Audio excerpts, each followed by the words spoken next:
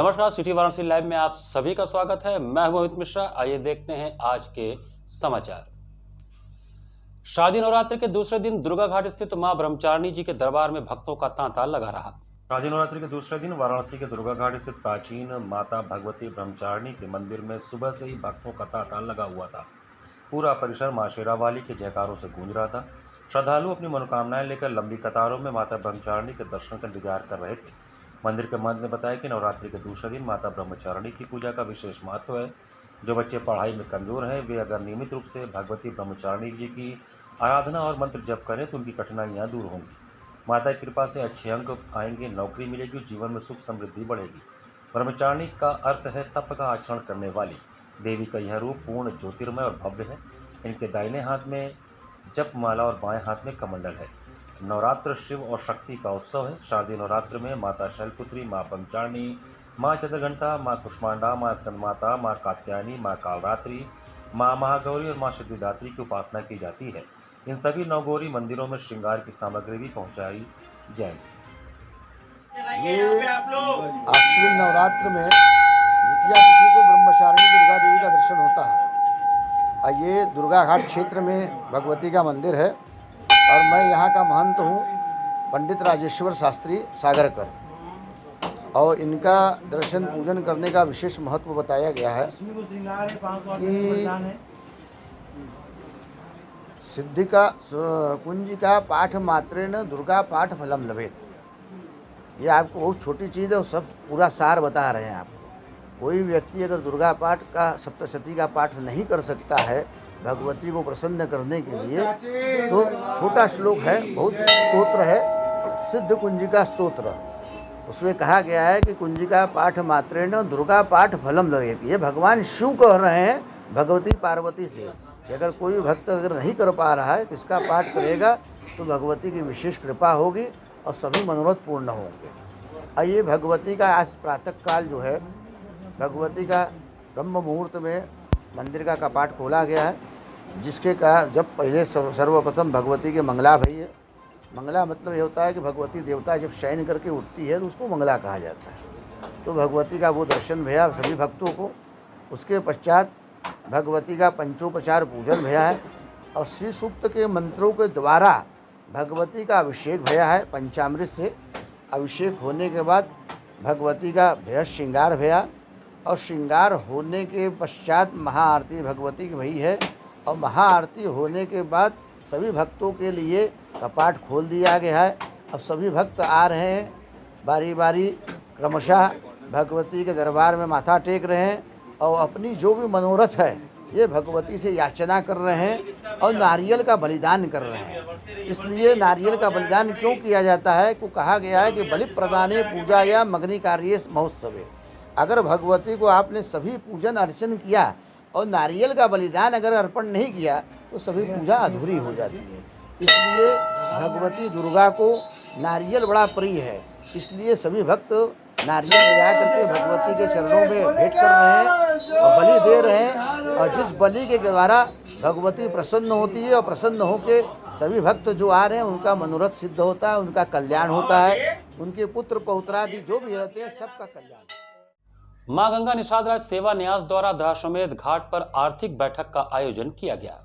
दशाश्वमेध घाट पर मां गंगा निषाद राज सेवा न्यास के द्वारा आर्थिक बैठक का आयोजन किया गया, जिसमें 84 घाटों के नाविक समाज के लोग पहुंचे थे। सैकड़ों की संख्या में पहुंचे नाविकों ने क्रूज चलाए जाने का विरोध किया। उनका कहना है कि हमारी नाव नहीं चलने दी जा रही है, परंतु 4-4 क्रूज प्रतिदिन गंगा में चलाए जा रहे हैं। नाविक समाज के लोगों ने वहां पर काली पट्टी बांधकर जमकर नारेबाजी किया। इसका नेतृत्व प्रमोद माझी द्वारा किया जा रहा था। बता दें कि पिछले 2 माह से भी अधिक समय से गंगा के बढ़ते जलस्तर को देखते हुए माझी समाज को गंगा में नाव चलाने पर रोक लगा दिया गया था। दशाश्वमेध घाट पर मां गंगा निषाद राज सेवा न्यास के अध्यक्ष प्रमोद माझी के नेतृत्व में सैकड़ों नाविक समाज के लोगों ने इकट्ठा होकर एक स्वर में क्रूज का विरोध करते हुए धरना प्रदर्शन किया। इस दौरान लोगों ने दशाश्वमेध घाट से लेकर रविदास घाट तक विरोध मार्च निकाला। इस दौरान लोगों ने हाथों में काली पट्टी बांधकर विरोध दर्ज कराया।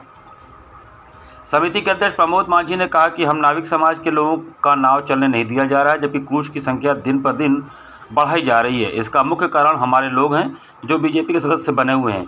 अब समय आ गया है कि उनको अपना परिवार चुनना होगा या बीजेपी पार्टी। अगर बीजेपी सरकार हमारी बात नहीं मानती है तो हम लोग एक साथ बीजेपी की सदस्यता छोड़ने का काम करेंगे। उन्होंने कहा कि अभी तक ऐसा आदेश नहीं आया कि हम लोग गंगा आरती दिखा सके या घाटों पर पहुंचे पर्यटकों को नौका विहार करा सके, जिसके कारण हम नाविक समाज के लोगों के बीच भूखमरी की स्थिति उत्पन्न हो गई है। निषाद समाज का जीवन संकट में है क्योंकि बाहर से पूंजीपतियों को लाकर लाभ पहुंचाने के लिए हमारे समाज के नावों को पूर्ण रूप से प्रतिबंधित कर दिया गया है, जिनके नाव व क्रूज को धड़ल्ले से चलवाया जा रहा है। उन्होंने कहा कि नाव में बैठाकर आरती दिखाने पर भी प्रतिबंध लगा दिया गया है। हमारे समाज के लोग पिछले 2 महीने से अपनी नाव संचालन प्रशासन द्वारा प्रतिबंध लगाने के बाद बंद कर दिए हैं। उन्होंने कहा कि अब हमारा समाज बिल्कुल टूट चुका है। आज हम माझी समाज के लोग इस प्रार्थना पत्र के माध्यम से प्रशासन से अनुरोध करते हैं कि हमारी रोजी रोटी व परिवार की सुरक्षा हेतु नाव का संचालन की अनुमति प्रदान करें। अब हम लोगों के बच्चों की पढ़ाई, बूढ़ों की दवाई, पेट पालना भी मुश्किल हो गया है। कार्यक्रम के दौरान मुख्य रूप से राकेश साहनी, पप्पू साहनी, महेंद्र साहनी, सुनील साहनी, राजस्थानी, सागर साहनी, विकास साहनी, दिनेश साहनी आदि सैकड़ों की संख्या में लोग मौजूद रहे। आज लगभग 75 दिनों से हमारी नौकाएं बंद है और शासन प्रशासन द्वारा हमारी टो नहीं ली जा रही है, बल्कि हम लोगों की रोजगार को रोक के यहाँ पर क्रूज को बढ़ावा दिया जा रहा है। इस चीज को खत्म करने के लिए हम सारे लोग यहाँ पर इकट्ठा हुए हैं। अब लोगों ने मन बना लिया है कि ना रहेगी बात ना बजेगी बांसुरी, तो अब क्रूज को कैसे हम लोग विराम लगाएं उस पर चर्चाएं हो रही है और अभी हम लोग बैठक कर रहे हैं। लगभग फैसला होने के बाद सारे लोग यहाँ से जाएंगे, जहाँ क्रूज खड़ा है वहाँ पर सारे लोग जाके इकट्ठा हो जाएंगे और आज से हम अपनी नाव तो जो बंद है, लेकिन हम उनके भी क्रूज को रोकने का काम करेंगे। ये लगभग लोगों ने फैसला बना लिया है। डीजे के साथ आई लव मोहम्मद लिखे पोस्टर बैनर को लेकर जुलूस निकालने के कारण सोमवार देर रात सिगरा थाने में केस दर्ज हुआ।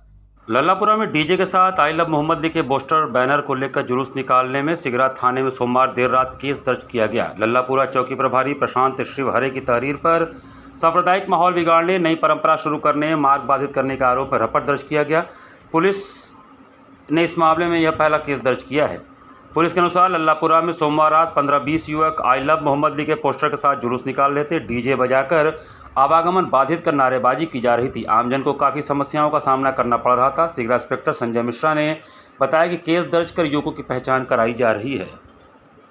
देखिए, जो ये सिगरा में लल्लापुरा चौकी क्षेत्र है, इसके अंदर एक बिना अनुमति के 15-20 लोगों द्वारा, अज्ञात लोग थे, उनके द्वारा एक जुलूस निकाला गया था और इसमें क्योंकि अनुमति नहीं थी और ये एक छोटे से गली में ही निकाल के समाप्त भी कर दिया गया था, लेकिन इसका संज्ञान लेते हुए अज्ञात व्यक्तियों के ऊपर अभियोग पंजीकृत कर दिया गया है। इनको तस्दीक किया जा रहा है और बिना अनुमति के यदि कोई भी जुलूस इस तरीके का निकाला जाता है तो उससे शांति व्यवस्था जो है उसमें बिगड़ने की आशंका बने रहती है और इसी को लेकर के जो 299 और 196 BNS की धाराएं हैं, इसमें अभियोग पंजीकृत किया गया। प्रथम दृष्टया वीडियो में सभी नाबालिग दिख रहे हैं, तो क्या अग्रिम कार्रवाई इनके विरुद्ध होगी या इनके? इसमें अभी पहले तस्दीक किया जा रहा है कौन कौन ये लोग हैं और उसके बाद जो यदि नाबालिग होते हैं तो इनके परिजनों से भी पूछताछ की जाएगी और संज्ञान लिया जाएगा कि इस तरीके से एक धार्मिक जो आयोजन है बिना अनुमति के किस पर्पज से निकाला गया। विद्युत निजीकरण के विरोध में चल रहे आंदोलन के 300वें दिन मंगलवार को बिजली कर्मियों ने समस्त जनपदों की भांति जोरदार विरोध प्रदर्शन का संकल्प लिया। विद्युत कर्मचारी संयुक्त संघर्ष समिति उत्तर प्रदेश के बैनर तले पूर्वांचल विद्युत वितरण निगम और दक्षिणांचल विद्युत वितरण निगम के निजीकरण के विरोध में विगत 28 नवंबर से लगातार चल रहे आंदोलन के आज 300 दिन पूर्ण होने पर बनारस के समस्त बिजली कर्मियों ने प्रदेश के समस्त जनपदों की भांति जोरदार विरोध प्रदर्शन का संकल्प लिया। वे किसानों और भोक्ताओं को साथ लेकर निजीकरण के विरोध में अपना आंदोलन तब तक जारी रखेंगे जब तक निजीकरण का निर्णय वापस नहीं लिया जाता। वक्ताओं ने बताया कि संघर्ष समिति के पदाधिकारियों द्वारा बनारस के बिजली कार्यालयों पर विरोध प्रदर्शन का नेतृत्व किया गया और कहा कि बिजली कर्मी घाटे के झूठे आंकड़े, दमन और उत्पीड़न के नाम पर किसी भी स्थिति में निजीकरण की साजिश कामयाब नहीं होने देंगे। वक्ताओं ने चेतावनी दी है कि यदि जोर जबरदस्ती करके निजीकरण का टेंडर निकाला गया तो टेंडर निकलते ही बिजली कर्मी समस्त जनपदों में सामूहिक जेल भरो आंदोलन प्रारंभ कर देंगे, जिसकी सारी जिम्मेदारी प्रबंधन की होगी। संघर्ष समिति के पदाधिकारियों ने कहा कि यह विदित हुआ है कि पावर कारपोरेशन प्रबंधन और ऑल इंडिया डिस्कॉम एसोसिएशन के बीच यह तय हुआ है कि टेंडर की पूरी प्रक्रिया गोपनीय रखी जाए। इसके अंतर्गत पूर्वांचल और दक्षिणांचल विद्युत वितरण निगम के 5 निगम बनाकर 5 अलग अलग टेंडर निकाले जाएंगे, जिनमें एक लिंक दिया जाएगा। लिंक तभी खुलेगा जब टेंडर डालने वाली निजी कंपनी 5 लाख रुपए का भुगतान करे। साथ में यह शपथ पत्र भी देना होगा कि लिंक खुलने के बाद RFP डॉक्यूमेंट को कोई कंपनी सार्वजनिक नहीं करेगी। सभा को इंजीनियर माया शंकर तिवारी, इंजीनियर SK सिंह, कृष्णा सिंह, अंकुर पांडे, पवन कुमार, हेमंत श्रीवास्तव, संजय गौतम, अशोक कुमार, धर्मेंद्र यादव, पंकज यादव, सूरज रावत, विकास ठाकुर, ब्रजेश यादव, योगेंद्र कुमार, मनोज यादव आदि ने संबोधित किया। आर महिला हितकारिणी परिषद द्वारा आर महिला PG कॉलेज के सभागार में मंगलवार को नवदुर्गा की झांकी सजाई गई।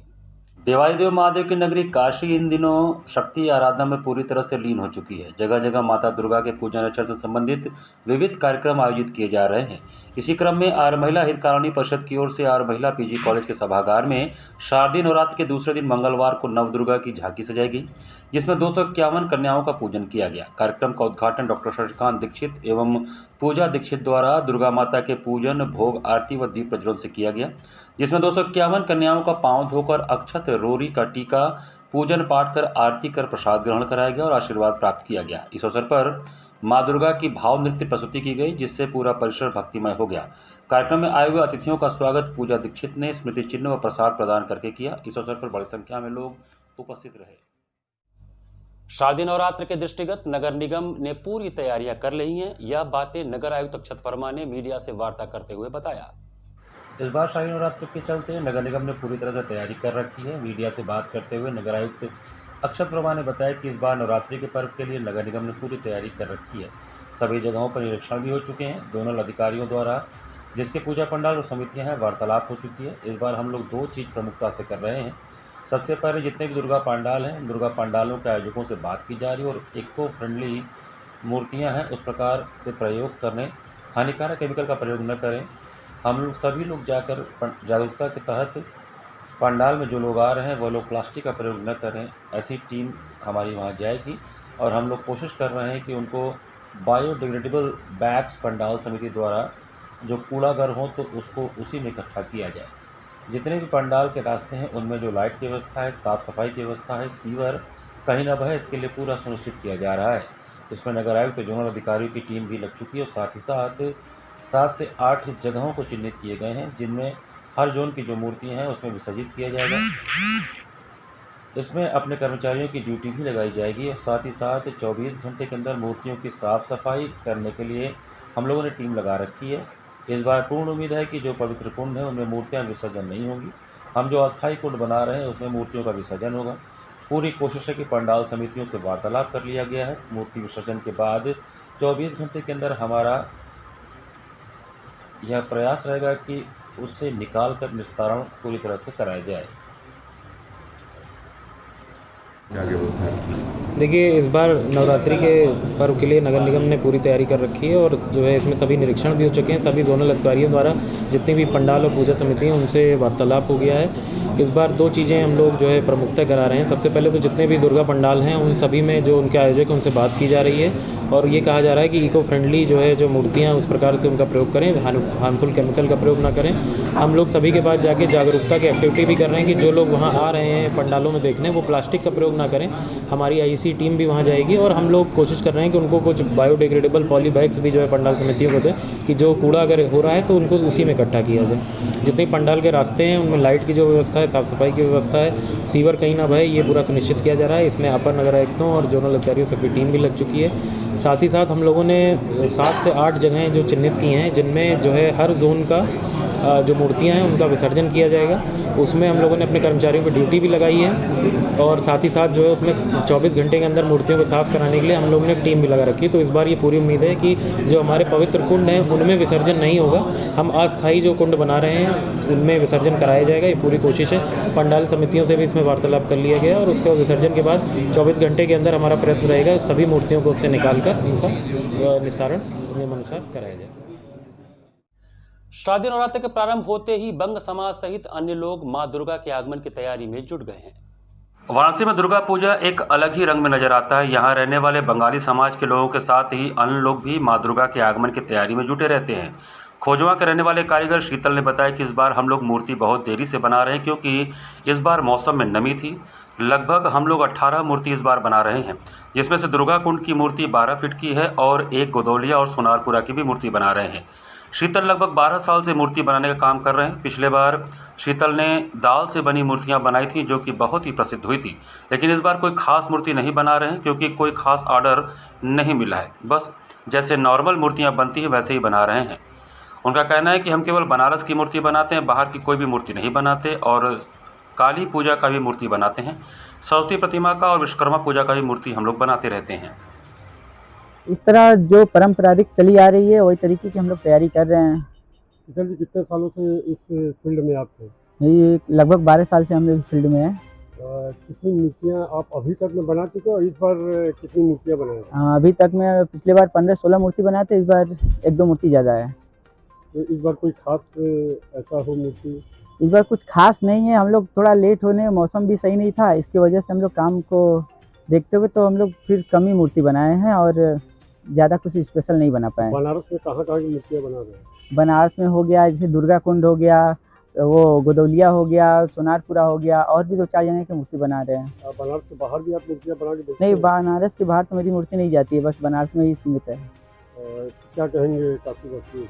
काशीवासी को यही कहेंगे कि इस बार पूजा अच्छे से मनाएं और कोई हड़कंप न करे, एकदम शांतिपूर्वक एकदम माँ का पूजा एकदम मन से करें।